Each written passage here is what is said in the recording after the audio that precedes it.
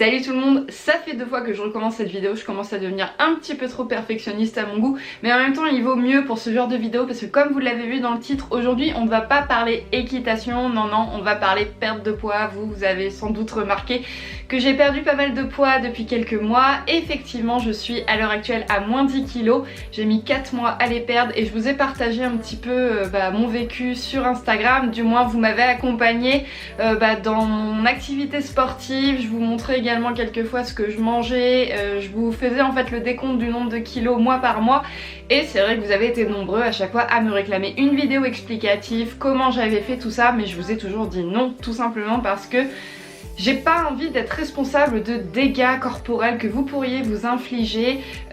En fait, si vous voulez, je suis suivie, j'en suis sûre, par beaucoup de très jeunes filles. Le corps humain d'une petite fille en croissance n'est pas le même que le corps humain d'une adulte. Moi, ça fait des années que j'ai terminé ma croissance maintenant. Et j'avais pas envie qu'elle parte dans des espèces de régimes, si on veut appeler ça comme ça. Alors que moi, c'est pas vraiment un régime, vous verrez ça dans la suite de la vidéo. J'avais très peur en fait de vous partager mon propre vécu. Mais voilà, ça fait 4 mois maintenant que... Enfin ça fait plus que ça, mais bref, j'ai perdu 10 kilos en 4 mois. Là ça fait 2 mois que je suis stabilisée à moins 10 kilos. Je n'ai pas repris 1 kilo malgré le fait qu'à la mode en juillet j'ai mangé des glaces, des hamburgers, des frites, etc. Et à l'heure actuelle en fait j'ai pris la décision de vous expliquer comment est-ce que j'ai perdu ce poids, tout simplement parce que je considère que je ne me suis pas du tout mise en danger, j'ai respecté mon corps, j'y suis allée au rythme que mon corps me demandait en fait, et du coup je pense qu'il n'y a pas vraiment de danger à vous exposer. Comment est-ce que j'ai fait pour passer de ça à ça?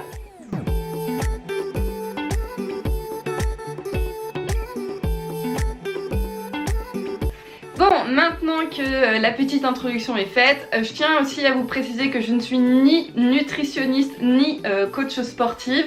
Je vais vous expliquer mon parcours, je sais pas si c'était la méthode la plus adaptée, mais du moins c'est celle, je pense, la plus saine en fait que je me suis tenue de pratiquer. Donc, pourquoi est-ce que j'ai voulu perdre ce poids? Parce que ça c'est une question que vous m'avez beaucoup demandé aussi sur Instagram, étant donné que vous considériez que en fonction des photos et des vidéos que vous voyez, j'avais pas forcément à perdre de poids. Et pourtant je vous assure qu'il a fallu que j'use de ruse pour cacher le petit bidou que j'avais pris. Parce qu'en fait cet hiver je suis passée par une période... Bon déjà l'hiver on parle de dépression naturelle avec la saison, le fait qu'il fait pas beau, il fait froid, on est un peu morose, on est pas bien, etc. Mais bon moi j'ai eu une accumulation aussi de petits soucis personnels, travail, j'ai été arrêtée quelques temps aussi parce que mon corps m'a lâché, j'arrêtais pas de vous dire que j'étais fatiguée, patati patata, et en fait le fait que je ne travaillais plus, le fait que j'étais pas bien, je me suis un petit peu en fait réfugiée sur moi-même, j'étais casanière, j'avais plus envie de sortir, je passais mon temps à regarder des séries sur Netflix en mangeant. J'ai jamais eu une alimentation très bonne non plus puisque je mangeais beaucoup le midi, je mangeais beaucoup le soir, mais je grignotais également dans la journée. Bon, et en plus de ça, on n'avait pas de... Enfin, on n'a toujours pas de miroir à la maison qui me permet de me voir entièrement, et on n'avait pas non plus de balance à l'époque, donc en fait, je ne faisais pas attention que je me goinfrais, et que forcément ça commençait à se voir. Jean a été le premier à m'en faire la remarque, ça m'a très fortement blessée, mais en même temps, je me dis qu'il a eu l'honnêteté de me dire, voilà, c'est pas chérie, est-ce que tu trouves que je suis belle? Oui, t'es très bien comme ça, machin. Non, lui, il est plutôt du genre cash. S'il trouve que j'ai pris du poids, s'il trouve que quelque chose me va pas, il va avoir l'honnêteté de me le dire. Bon, ça vexe, mais en même temps c'est la vérité, donc merci chérie. Et ma maman également, parce qu'en fait si vous voulez, un repas, c'était en fin avril, pour mon anniversaire d'ailleurs je crois. On a été invités donc chez ma maman pour célébrer mon anniversaire avec mon petit frère et sa copine. Il y avait mes grands-parents et mon papa aussi il me semble à ce moment là, je sais plus. Et en fait on est monté à l'étage et ma maman avait une balance, et comme on n'en a pas, comme on s'est pas pesé depuis très longtemps, en fait on se pesait que quand on allait chez le médecin, etc. Moi j'étais tout le temps à un poids plus ou moins fixe, voilà, je savais que j'étais entre... je vais vous le dire en toute transparence, entre 64 et 65 kg à peu près pour 1m63, donc c'est relativement convenable. J'étais dans la moyenne au niveau de l'IMC, et en fait quand on s'est pesé sur la balance, j'ai vu un chiffre supérieur à 70 kg, même supérieur à 71 kg. Donc j'avais pris 5-6 kg d'un coup sans m'en apercevoir, et en fait c'est pas cool, mais à ce moment-là mon petit frère et Jean se sont moqués de moi, voilà. Ils en ont joué pendant longtemps d'ailleurs en me répétant ce fameux nombre que j'avais vu, donc c'était pas cool, mais je pense que ça a été en fait le fameux déclic dont j'ai eu besoin pour pouvoir perdre du poids. Tout simplement parce que mon IMC donc était en surpoids. L'IMC, si vous ne savez pas ce que c'est, je vous invite à aller regarder sur Google, vous tapez IMC, vous allez voir, vous avez votre taille à rentrer ainsi que votre poids. Et vous avez un calcul qui se fait en fonction du nombre qui apparaît, vous savez si vous êtes en sous-poids, dans la norme ou en surpoids. Moi j'étais en surpoids, il fallait que je perde d'après l'IMC 6 kg pour redescendre à un poids normal, donc à redescendre à 65 en fait si vous voulez. Et c'est vrai que quand on veut perdre du poids, c'est beaucoup dans le mental, tout simplement parce que quand on veut perdre du poids, eh bien, il faut revoir son alimentation, il faut faire du sport, et ça c'est quelque chose que j'ai voulu faire maintes et maintes fois au cours de ma vie.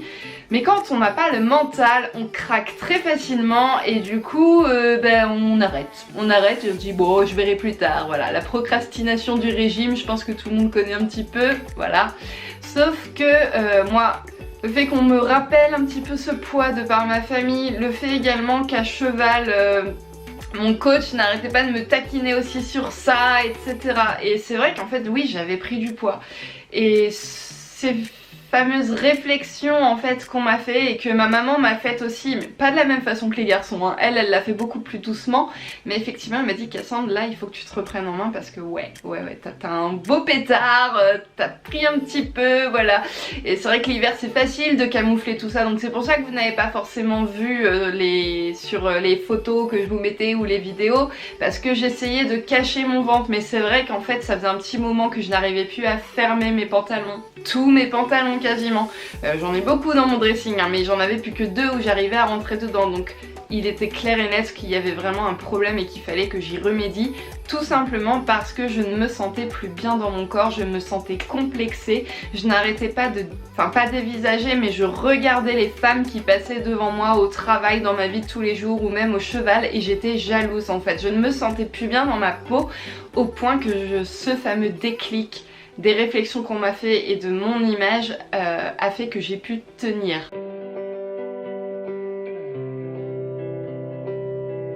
Donc quand on a envie de perdre du poids, et ben on commence à se renseigner à droite à gauche, qu'est-ce que je vais pouvoir manger, qu'est-ce que je vais devoir retirer de mon alimentation, qu'est-ce que je vais devoir faire comme activité sportive, ou même qu'est-ce que je vais pouvoir prendre comme complément alimentaire, brûle-graisse, etc. Et alors ça, je me suis renseignée sur plein de trucs, mais en fait j'ai jamais osé franchir le cap d'acheter ce genre de complément, ce genre de cure, tout simplement parce que dans un premier temps ça coûte extrêmement cher et en plus j'étais pas adepte. Je me disais non, c'est de la triche entre guillemets. J'ai rien contre les personnes qui en prennent, j'ai plein de copines qui en ont pris pour perdre du poids, ça a marché pour elles, etc. Donc grand bien leur face, mais moi j'avais pas envie en fait d'infliger ça à mon corps, tout simplement parce que même si bon il y a la contenance des ingrédients etc sur les produits, on sait pas exactement ce qu'on avale, on sait pas d'où ça vient et on sait pas ce qui se passe à l'intérieur de nous, et je n'avais pas envie en fait d'affliger à mon corps quelque chose dont je ne contrôlais pas en fait de A à Z le métabolisme, enfin tout ce qui pouvait se passer dans mon corps. Et du coup en fait j'ai banni, même si j'y pensais beaucoup, tous ces genres de choses en fait. Et je me suis dit non, tu vas partir sur quelque chose de sain, tu prendras le temps qu'il faut, même si je suis quelqu'un d'extrêmement impatiente, ça vraiment, quand je veux quelque chose je le veux tout de suite, j'ai beaucoup de mal à apprendre la patience. Mais j'avais pas envie de faire n'importe quoi avec mon corps en fait, tout simplement, j'avais envie de l'écouter. Donc, comment est-ce que j'ai fait? En fait j'ai regardé YouTube tout simplement. J'ai commencé à suivre des personnes telles que Sissi Moua, telles que Caroline Rowe. Alors elle franchement, je vous mets les liens des youtubeuses que j'ai suivies en barre d'informations. Caroline, je vous la conseille vivement parce que c'est une fille très simple, c'est une fille qui a la tête sur les épaules. C'est un exemple en fait pour moi parce qu'elle est vraiment dans le naturel comme pas possible, et elle vous explique très bien les choses, que ce soit les exercices ou même comment entretenir votre corps en passant par la muscu, en passant par comment fonctionne l'estomac, enfin j'adore sa chaîne et je me suis abonnée à ce moment-là et je continue de la suivre à l'heure actuelle, et franchement c'est une fille en or. Et en fait j'en ai conclu que, mais ça c'est une science qui a été prouvée, quand vous voulez perdre du poids, il faut Alors, il y a 80% de votre perte de masse graisseuse qui va être dans l'alimentation, donc dans votre assiette, et vous avez le reste 20% de dépenses caloriques qui va être dans l'activité sportive ou même le fait d'aller marcher, le fait de travailler, etc. Enfin bref, le fait de dépenser vos calories.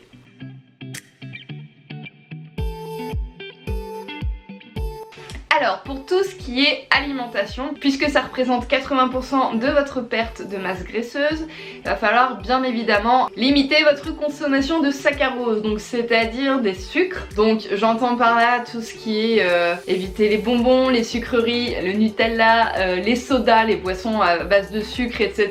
Donc ça, tout ça effectivement je l'ai retiré de ma consommation quotidienne. Je m'en suis pas privée non plus, attention, il faut quand même s'accorder de temps en temps des petits plaisirs parce que si vous vous sentez frustré, au final ça risque d'être un régime draconien et vous allez peut-être craquer en fait. Donc limitez la consommation de tout ce qui est sucrerie. Pensez également à beaucoup vous hydrater. Moi j'étais quelqu'un qui ne ressentait pas forcément la soif, je ne buvais pas énormément, donc je me suis forcée à boire. Donc pour ça, achetez-vous des verres doseurs. Les verres de Lamotte ont été d'ailleurs très utiles parce que vous avez la graduation dessus. Et je crois qu'il faut boire, alors j'ai pas envie de vous dire de bêtises, mais je crois qu'il faut être à 3 litres par jour, il me semble, un truc comme ça. Oh, j'ai pas envie de dire de bêtises, mais bref, forcez-vous à boire. Et moi ce que je faisais aussi également, c'est que je me prenais, bon il faut pas en abuser de la théine comme de la caféine, mais je me prenais un thé le matin, je m'en prenais un après manger le midi et je m'en reprenais un à 4h. Le soir à la limite une petite infusion pour aider à dormir, tout ça. Et le thé, et ça va vous hydrater, donc bien sûr du thé sans sucre. Ça a été compliqué pour moi d'arrêter d'en mettre parce que le café et le thé je mettais beaucoup de sucre dedans, mais maintenant je m'y suis mise et comme je savais psychologiquement que c'était bon pour mon corps, ça n'a pas été si compliqué que ça en fait. Et maintenant je continue de boire mon thé sans le sucre. Et bref, le thé, donc je m'en prenais parce que comme ça en fait ça me calait un petit peu le ventre. Ça m'évitait également quand j'avais des petits creux d'aller me jeter sur les paquets de gâteaux, etc. Je prenais un thé à la place. Bon, c'est pas le même goût, effectivement, ça n'a pas la même saveur, ce n'est pas le même plaisir que quand vous mangez un petit gâteau, mais moi ça a fonctionné. Donc voilà, je me prenais du thé parce que comme ça continuait d'hydrater mon corps. Le corps a besoin constamment d'être hydraté et de plus ça vous fait aller aux toilettes, vous faites d'autant plus pipi et vous évacuez en fait, ça vous fait comme une espèce de drainage en même temps. Forcez-vous à vous hydrater, le corps en a besoin et c'est très important également pour perdre du poids. Si, je vous assure, l'eau c'est très bien pour la santé. Ensuite, il est aussi important de manger varié et équilibré. Alors moi je mangeais vraiment n'importe quoi, et quand je vous dis n'importe quoi, c'est que le matin je mangeais un Kinder Bueno, le midi en dessert c'est aussi à la place d'un fruit ou d'un yaourt des Kinder Bueno, je m'en reprenais un 4h et j'en remangeais un le soir avant d'aller me coucher. Et après tu t'étonnes que t'as pris du poids ma fille.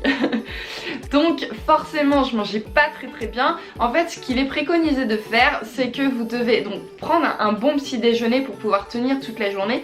Le petit déjeuner, moi ce que je faisais c'est que je mangeais une barre de céréales, un fruit ainsi qu'un thé. Au moment où j'ai voulu rééquilibrer mon alimentation. Ça peut paraître pas assez, mais moi j'arrivais à tenir toute la journée avec ça. En plus vous avez votre fruit, vos vitamines, votre barre de céréales également et le thé, toujours pour s'hydrater et sans sucre. Voilà. Ensuite le midi ce que je faisais c'est qu'à ce moment là je mangeais ce que j'avais envie de manger en fait. Donc là si j'avais envie de me faire un burger je me le faisais hein. Franchement, il n'y a pas de souci à ce moment-là. À partir du moment où sur votre semaine, vous avez un nombre de calories suffisantes pour tenir mais équilibré, vous pouvez vous faire un McDo ou un kebab à ce moment-là. Le lendemain, vous allez manger un petit peu plus faiblement au niveau des quantités de calories. Mais le tout, en fait, c'est d'équilibrer vos repas sur un total semaine. Donc, le midi, c'est là où je mangeais vraiment ce qui me faisait envie. Donc, si j'avais envie de manger des pâtes avec du gruyère et un cordon bleu, je le faisais.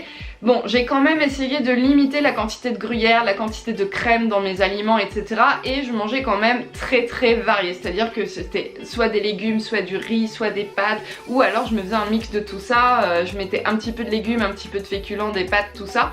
Le pain, j'ai essayé aussi de réduire parce que le pain fait gonfler un petit peu le ventre, etc. Le fromage, c'est pareil, j'adore le fromage. Mais j'essayais de réduire aussi la quantité de fromage que je pouvais prendre. J'en prenais soit le midi, soit le soir, mais j'évitais d'en prendre aux 2 repas. Et par contre le soir c'est à ce moment là qu'il faut que vous mangiez le plus léger possible, parce qu'en fait la nuit vous n'allez pas dépenser vos calories. Donc à ce moment là le soir, bon c'était l'hiver donc c'était plus simple pour moi, je me prenais une soupe tout simplement, une soupe de légumes ou une soupe de poisson, une soupe de brocoli, enfin bref une soupe quoi, et ça me calait, voilà, j'arrivais à me caler avec une soupe, donc je me prenais un gros bol quand même, hein, un petit dessert, donc un yaourt, produit laitier ou un fruit, etc. Et voilà, mon alimentation en principe c'était ça, soit je me prenais une soupe, soit je me prenais une salade, ou alors à la limite de la viande blanche ou du poisson, des choses comme ça, parce que c'est vrai que favoriser également tout ce qui est viande blanche, donc poulet, dinde, poisson, plutôt que viande rouge, c'est également moins calorique en fait, tout simplement. Mais voilà, comme je disais, c'est important de ne pas se priver non plus, tout simplement parce que si vous vous privez, déjà vous allez être frustré, et en plus votre corps va ressentir comme une espèce de famine, et c'est à ce moment-là qu'il va vouloir en fait garder les réserves de graisse, tout simplement pour s'auto-défendre en fait, si vous voulez. En fait la nature est bien faite si on veut, donc ne vous privez pas, ne sautez pas de repas non plus, même si vous avez l'impression qu'en ne mangeant pas vous allez perdre du poids, mais au final vous allez vous faire plus de mal qu'autre chose, parce qu'il n'y a rien de pire pour reprendre derrière. Donc vraiment ne vous privez pas, mais mangez sainement.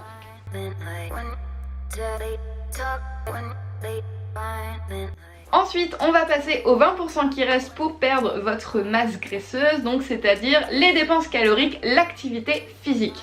Comment est-ce que j'ai fait pour perdre un petit peu du poids, mais surtout pour me sculpter? Parce que perdre du poids c'est bien, mais moi ce qui m'importe le plus c'est vraiment ma silhouette. Parce que le poids en soi, moi je le vois sur ma balance, mais si je ne le dis pas, personne n'est capable de dire combien est-ce que je pèse exactement, alors que ma silhouette, je la vois, mais les autres la voient aussi. Et donc c'est pour ça que je pense que c'est important quand même de se fixer un objectif, on va dire, de silhouette plutôt que de poids en soi. Parce que le poids ça veut rien dire. Vous pouvez avoir une fille qui pèse un certain poids qui peut vous paraître énorme, alors qu'en fait elle est toute queue, c'est juste qu'elle est très grande, qu'elle a une masse osseuse importante, et c'est ça qui va faire en soi que son poids peut être élevé, alors que ça se trouve elle aura pas un pet de graisse la fille. Donc bref, comment est-ce que j'ai fait? Encore une fois, je suis allée sur YouTube suivre quelques conseils de muscu, cardio, fitness, etc. Donc j'ai suivi énormément de séances de Georgia's Secret, notamment celle pour avoir les cuisses fines et les fesses raffermies, et celle pour avoir le ventre plat. Franchement j'en ai chié, celle du ventre plat elle est vraiment dure, mais au fur et à mesure que je répétais cette séance j'allais plus loin dans l'exercice. Ça vous parle peut-être pas comme ça, mais encore une fois allez regarder si jamais ça vous intéresse, c'est super compliqué mais ça fonctionne. Donc bref, donc je me suis pas inscrite en salle de sport tout simplement parce que je savais pertinemment que je n'irais pas de façon ponctuelle, en plus j'avais la flemme, et voilà, il n'y a pas forcément besoin d'aller s'inscrire en salle, vous pouvez tout simplement acheter un tapis, des baskets, faire ça chez vous, devant votre poste de télévision. Moi je mettais YouTube sur la télé et je suivais les conseils des filles sur YouTube. Donc j'ai fait beaucoup de musculation, donc à savoir des renforcements musculaires, des squats, des abdominaux, des fentes, enfin plein de trucs comme ça. Beaucoup de Zumba aussi, je suivais, donc ça c'est Fitness Mastercard, je crois, un truc comme ça, je sais plus. Je faisais des cours de Zumba, des cours de corde à sauter, des trucs comme ça. Et à cela en fait j'ai ajouté, je suis pas du tout une grande sportive, je déteste courir, mais il a été prouvé de maintes et maintes fois que le cardio faisait fondre de partout et que c'était bien de se muscler, mais qu'il fallait vraiment faire du cardio à côté pour pouvoir fondre. Du coup je me suis mis à courir, j'ai téléchargé l'application Runtastic, ça vous avez été très nombreux également à me demander sur Instagram, parce que je vous partageais en fait le nombre de kilomètres de pas que je faisais, le nombre de calories que je dépensais, et c'était cette application là, donc Runtastic, qui vous accompagne lorsque vous partez en course à pied. Donc moi au début je courais, allez, 3 km, 4 km, etc. Et au fur et à mesure en fait j'ai pris goût, j'ai pris du plaisir à aller courir, et limite si je n'allais pas courir je me sentais pas bien en fait. Trop bizarre, alors que je déteste ça à la base, mais ça me faisait du bien, ça m'oxygénait, j'allais courir dans les bois, j'allais... Vraiment c'était mon moment plaisir en fait, dès que je m'ennuyais, dès qu'il y avait un truc qui allait pas, hop, j'allais courir, et je savais que je faisais du bien à mon corps. Donc au début voilà, j'ai commencé par des petits kilomètres à mon rythme, etc. Et au fur et à mesure j'ai pris de l'endurance, j'ai pris du souffle, et je me suis couru de 10 km et j'étais trop heureuse, franchement trop fière. Et d'ailleurs le dernier mois je suis allée courir 26 5 jours sur 31 et je crois que j'ai fait plus de 72 km dans le mois de course et pour quelqu'un qui n'aime pas courir, j'étais trop fière de moi.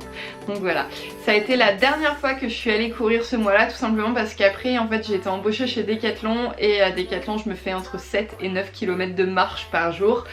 En plus il fait très chaud là, juin, juillet, c'était horrible, j'étais pas du tout motivée à aller courir et puis bah Decathlon en fait me suffit amplement parce que je bouge beaucoup à Decathlon, donc je verrai si je reprends la course un petit peu plus tard quand les températures seront plus calmes. Au niveau de la fréquence aussi des activités sportives que vous devez avoir, laissez-vous quelques temps de repos, vous pouvez faire à la limite du sport un jour sur deux. Moi ce que je faisais c'est que j'en faisais quasiment tous les jours. Je me suis pas fixé un planning, c'est à dire que si j'avais envie de faire du sport je le faisais, si j'avais pas envie j'essayais de me motiver, mais il y a des fois où j'avais vraiment pas envie et dans ces cas là je le faisais pas, c'est pas grave. Mais bon, essayez quand même d'être régulière dans vos activités, accordez-vous allez une demi-heure voire 1 heure de sport par jour, c'est pas la mort. Je sais que c'est pas forcément évident quand on a un emploi du temps chargé, qu'on a par exemple que vous êtes à l'école, vous rentrez, vous avez vos devoirs à faire ou d'autres trucs, mais 1 heure dans la journée je suis sûre que vous pouvez le faire. Bon, essayez de le faire aussi avant de manger ou 2 heures après avoir mangé, laissez-vous quand même le temps de la digestion parce que c'est pas forcément bon d'avoir une activité quand vous êtes en pleine digestion. Voilà, moi j'allais courir à raison de 5 fois par semaine à peu près et puis j'ai vu le résultat très rapidement, vraiment.